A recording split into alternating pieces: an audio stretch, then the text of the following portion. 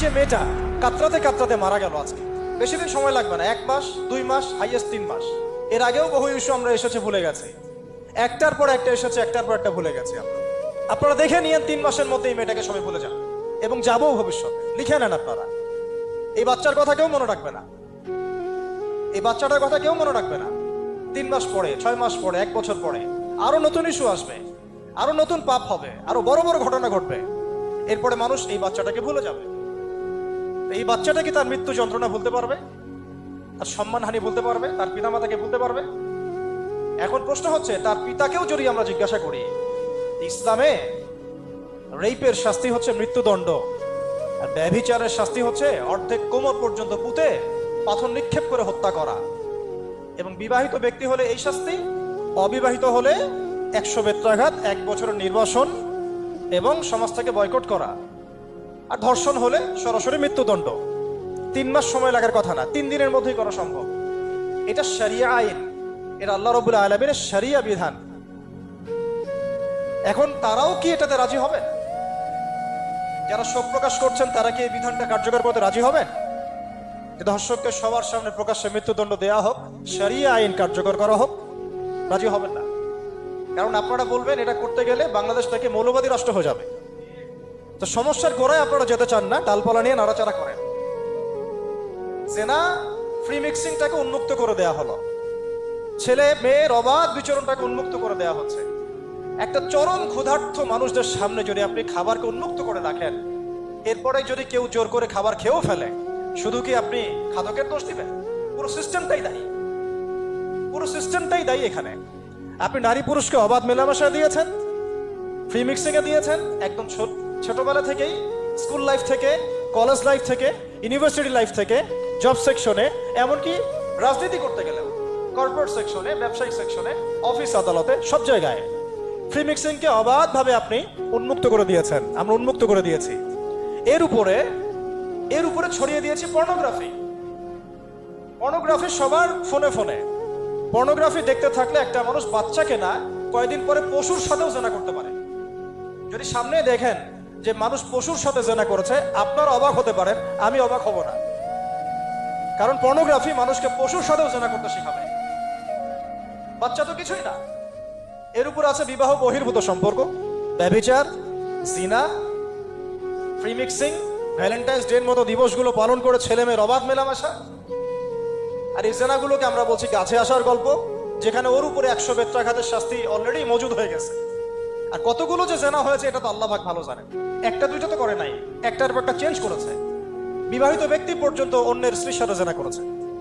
আর এটা তো ধর্ম তো অনেক বড় বিষয়, ধর্ম তো অনেক বড় বিষয়। এটা মানবতা বিরোধী অপরাধ, এটা থেকে মানবতা বিরোধী অপরাধ। এখন সমস্যা কি এক কেন্দ্রিক? এটা বহুমুখী সমস্যা। ফ্রি মিক্সিং রেখেছেন, পর্ন চালু করে দিয়েছেন, এবং সবচেয়ে বড় কথা, এর শরঈ বিচারটুকু নিশ্চিত হচ্ছে না। তাহলে সমাজের মধ্যে এগুলো কমবে না বাড়বে? সিম্পল, সমাজের মধ্যে এগুলো বাড়বে। 6টা কাজ করেন, ইনশাআল্লাহ তাআলা কমে যাবে। প্রথমত শরঈ পর্দা নিশ্চিত করেন, দ্বিতীয়ত ফ্রি মিক্সিং বন্ধ করে দেন, তৃতীয়ত আপনারা জেনার শাস্তি চালু করেন, চতুর্থত সমকামিতা বন্ধ করেন, এলজিবিটি বন্ধ করেন, পঞ্চমত ব্যভিচারের যে রজম শাস্তি চালু করেন, শরঈ বিধান চালু করেন, পর্ন সাইটগুলোকে বন্ধ করে দেন, এবং সমাজে তাকওয়া, নৈতিকতা শিক্ষাটাকে বাড়িয়ে দেন। দেখেন সমাজে জেনা কমে না বাড়ে। কিন্তু কেউ এই সমস্যার গোড়ায় যাবে না। একটা ইস্যু আসবে, একটা ইস্যু যাবে। আজকে আপনার বোন তো কালকে আমার বোন, কালকে অমুকের বোন, কালকে তার মেয়ে, নিজের ঘর পর্যন্ত চলে আসছে। আর কয়টা রিপোর্টই বা আমাদের সমাজের সামনে আসে? যে কয়েকটা রিপোর্ট সামনে এসেছে, এগুলো 50%ও না। বহু মেয়ে এগুলো বলতেও পারে না লজ্জায়। আর আমি তো ওইসব মেয়েদের ব্যাপারে কথা বলা ছেড়ে দিয়েছি, যারা স্বেচ্ছায় নিজের ইজ্জতকে বিলি দেয়। তাদেরকে আমি আমার বোন পরিচয় দিতে লজ্জাবোধ করি। সমাজ থেকে গায়রত, ব্যক্তিত্ব, পর্দা, শালীনতা, হিজাব এগুলো উঠিয়ে দেওয়া হয়েছে। আপনারা কি দ্বীনি অঙ্গনের তসলিমা নাসরিন হতে চান নাকি? তারা কি দ্বীনি অঙ্গনে তসলিমা নাসরিন হতে চান? কেন আপনি একটা ছেলের সাথে হারাম সম্পর্কে জড়াবেন? কেন প্রেম করতে যাবেন? কেন আপনি তার সাথে বাইকে করে ঘুরতে যাবেন? কেন আপনি আপনার বন্ধুদের সাথে ফ্রি মিক্সিংয়ে ঘুরতে চলে গেলেন? 3 দিনের রাস্তা, 7 দিনের রাস্তা, 10 দিনের রাস্তা, অথচ আপনার উপর হজও ফরজ না মাহারাম ছাড়া। না আপনি পর্দা মানছেন, না মাহারাম মানছেন, আর সমাজে না আছে ইসলামী শরিয়া আইন অনুযায়ী বিচার, আর না আছে পর্ন বন্ধের উদ্যোগ, আর না আছে ফ্রি মিক্সিং বন্ধের উদ্যোগ। তো আপনার ইজ্জত চলে গেলে কে ফিরাই দেবে আপনাকে? আমি তো আপনার ভালোর জন্যই কথা বলছি। সমস্যা হচ্ছে আমরা সমস্যার গোড়ায় যেতে চাচ্ছি না। আজকে এই কথাটা আমি এখানে বলতে চাই নাই, শুধু কথা প্রসঙ্গে চলে আসছে যে এই যে মেয়েটা কাতরাতে কাতরাতে মারা গেল আজকে, আপনারা দেখে নিয়েন 3 মাসের মধ্যে এই মেয়েটাকে সবাই ভুলে যান। সমস্যার গোড়ায় আসেন। সমস্যার গোড়া হচ্ছে আল্লাহর জমিনে আল্লাহর দ্বীন ইসলাম বাস্তবায়ন না হওয়া পর্যন্ত এই মানবতার মুক্তির কোনো রাস্তা নাই।